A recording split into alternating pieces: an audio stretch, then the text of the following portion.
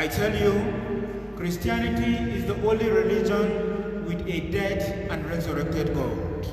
And that by his death and resurrection, Jesus has proven to us that he has the solution to the problem of death. That by his death and resurrection, Jesus has proven to us that he has the cure for death. No wonder you will say in John's Gospel, chapter 11, verse 25, I am the resurrection, I am the life, I am the resurrection, I am the life, I am the resurrection, I am the life, I am the resurrection, I am the life.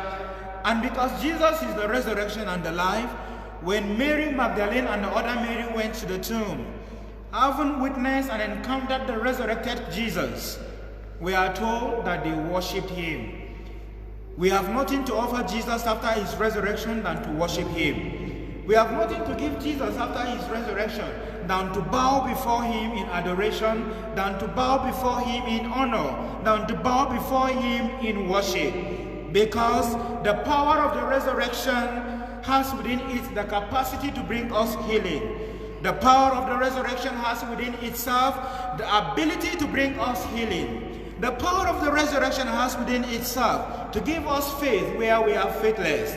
The power of the resurrection has within itself to give us fruitfulness where there is barrenness. The power of the resurrection has within itself the ability to give us hope, the ability to give us life, and the ability to give us new life. No wonder Jesus will say in Matthew's Gospel, chapter 11, from verse 28 to 30, come to me, all you who labor and are overburdened.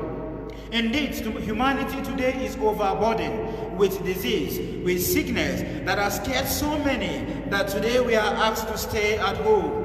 Today, humanity is faced with a deadly sickness. But I tell you, if Jesus has the solution to the problem of death, Jesus has the solution to the problem of the disease at hand. That if Jesus is the key to our sorrows, I tell you, Jesus is the solution to the problem that humanity is facing today. This is why we are called to surrender before him. We are called to bow before him. We are called to worship him. That with the Paschal light, Jesus will give us light. That with the Paschal light, Jesus will give us healing. That with the Paschal light, Jesus will change our story.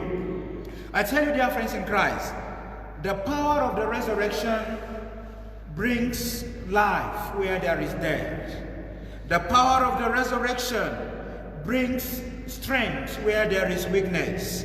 The power of the resurrection brings fruitfulness where there is barrenness. The power of the resurrection gives sight where there is blindness. The power of the resurrection gives hope where there is hopelessness. The power of the resurrection gives faith where there is faithlessness. The power of the resurrection is bound to bring possibility where there is impossibility. The power of the resurrection brings us the power of God that nothing can withstand it. And because of the power of the resurrection, St. Paul prayed when he wrote to the people of Philippians in chapter 3, verse 10, that my desire is that I may know Christ and come to experience the power of his resurrection. Dear friends in Christ, let our prayer from this night be that we wish to know Christ and come to experience the power of his resurrection. Because when you experience the power of his resurrection, I tell you, you will sing a song of thanksgiving. That when you experience the power of his resurrection, your song will be that of joy. When you sing the power of his resurrection, your victory will be that of a thunder, because the earthquake that shook the tomb brought a new joy, brought new life to humanity. I tell you, because of the power of the resurrection, we have the hope, we have the joy to sing unto Jesus. I've got a feeling everything's gonna be alright. I've got a feeling everything's gonna be alright. Be alright.